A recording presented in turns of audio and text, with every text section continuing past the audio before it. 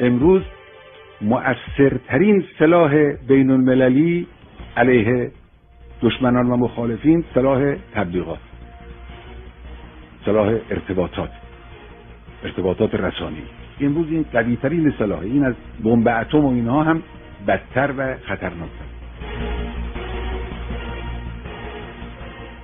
ابزارهای تسهیل کننده مثل این رایانه ها و ارتباطات اینترنتی و فضای مجازی و سایبری هم که الان در اختیار شماست، اینا رو یاد بتوانید بگیرید، میتونید یک کلمه حرف درست خودتون رو به هزاران مستمعی که شما اونا رو نمیشناسید میتوانید برسونید.